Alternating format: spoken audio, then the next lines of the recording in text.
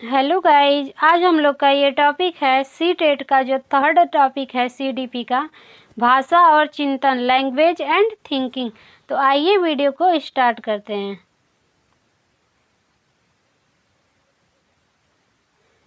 भाषा जो होता है, अपने विचारों को दूसरों तक पहुंचाना ही भाषा कहलाती है।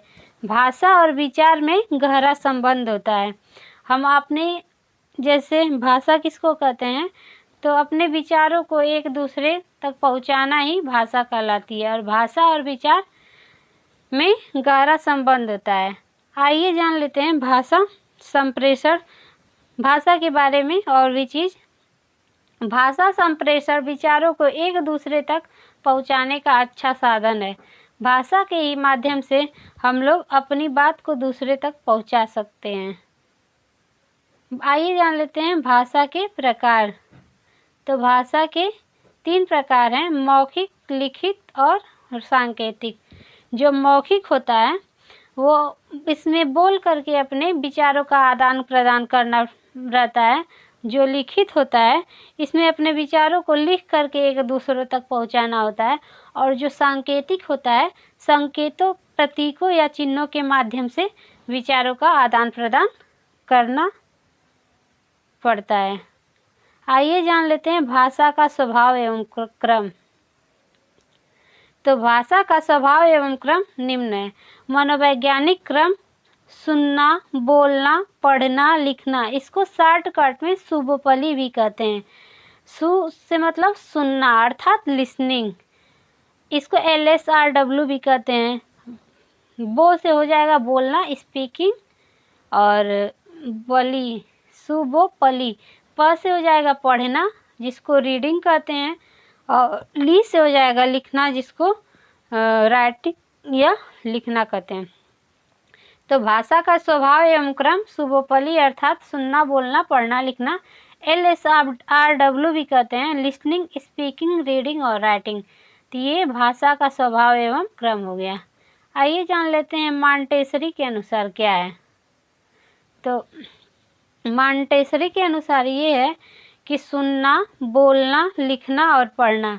इसमें जो लिखना है वो सबसे लिखना जो है वो पढ़ने के पहले आ जाएगा और पढ़ना जो है सबसे लास्ट में। अर्थात पहले बालक सुनेगा, फिर बोलेगा, फिर लिखेगा, उसके बाद पढ़ेगा।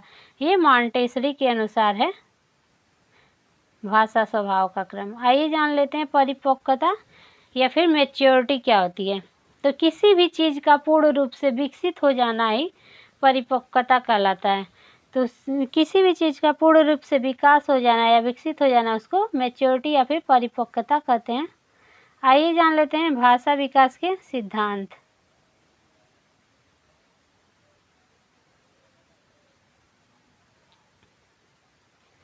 भाषा विकास के सिद्धांत में पहला सिद्धांत है परिपक्वता का सिद्धांत। और परिपक्वता से अभिप्राय यह है कि भाषा अवयव एवं स्वरों पर नियंत्रण होना। जैसे बोलने में जीभ, गला, तालु, ओठ, दांत तथा स्वर यंत्र आदि परिपक्व होते हैं। तो भाषा पर भी अच्छा नियंत्रण होता है और अभिव्यक्ति यानी विचारों का आदान प्रदान भी अच्छा होता है। तो भाषा विकास के सिद्धांत को परिपक्वता का सिद्धांत भी कहते हैं। परिपक्वता से अभिप्राय है कि भाषा अवयव एवं स्वरों पर नियंत्रण होना। बोलने में जीभ, गला, तालु, ओठ, दांत तथा स्वर आदि परिपक्व होते हैं। तो भाषा पर अच्छा नियंत्रण होता है और अभिव्यक्ति यानी कि विचारों का आदान प्रदान भी अच्छा होता है। इसी को परिपक्वता का सिद्धांत कहते हैं।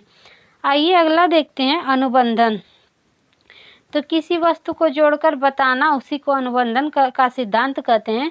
जैसे शैशवावस्था में बच्चों को शब्दों की जानकारी मूर्त वस्तुओं से, जैसे जो मूर्त किसे कहते हैं, तो जो दिखाई दे। जैसे 2 सेब दे दिए बच्चों को, फिर 2 सेब और दे दिए, तो 2 पूछेंगे कि 2 सेब 2 से मिला कितने हो जाएंगे, तो 4। तो बच्चे जोड़ करके बता देंगे। वही होती है शैशवावस्था में बच्चों को शब्दों की जानकारी मूर्त वस्तुओं को से जोड़कर दी जाए। यदि बच्चों को किसी चीज़ या वस्तु को दिखाया है तो बच्चा जल्दी सीख जाता है। शैशवावस्था में जो बालक होते हैं वो देख करके बहुत जल्दी सीखते हैं। तो वही कह रहा है किसी वस्तु से जोड़कर बताना, इसी को अनुबंधन का सिद्धांत कहते हैं। जो अनुकरण का सिद्धांत या फिर नकल करना। तो मनोवैज्ञानिकों के अनुसार जो बालक होते हैं अपने परिवारजनों तथा साथियों की भाषा का अनुकरण करके सीखते हैं। देख देख करके बालक सीखता है। चौमास्की का भाषा सिद्धांत।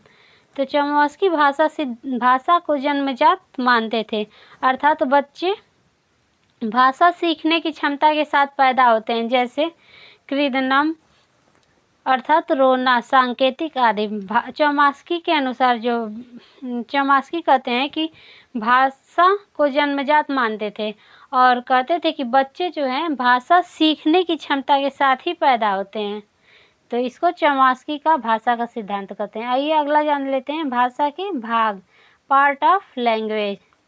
तो इसमें स्वनिम, आइए जान लेते हैं स्वनिम क्या होता है। स्वनिम को फोनिम भी कहते हैं, जिसका स्वयं में कोई अर्थ नहीं होता है, उसी को स्वनिम कहते हैं।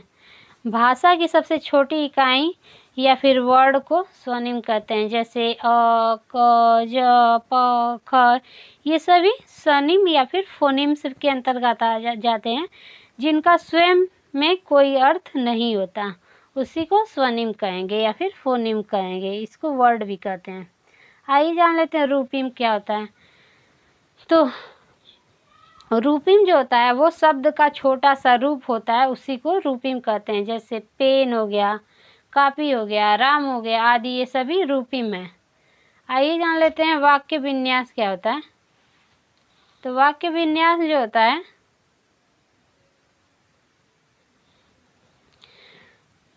सेंटेंस अरेंजमेंट, इसको कहते हैं वाक्य विन्यास को। तो भाषा के नियम को वाक्य विन्यास कहते हैं। भाषा का उपयोग करने के नियम वाक्य विन्यास कहलाते हैं, जैसे कर्ता ने, कर्म को, करण से आदि, ये सभी वाक्य विन्यास। भाषा के नियम को वाक्य विन्यास कहते हैं। भाषा का उपयोग करने के नियम को वाक्य विन्यास कहते हैं, जैसे कर्ता ने, कर्म को, करण से। आइए जान लेते हैं कि अर्थ विन्यास क्या होता है।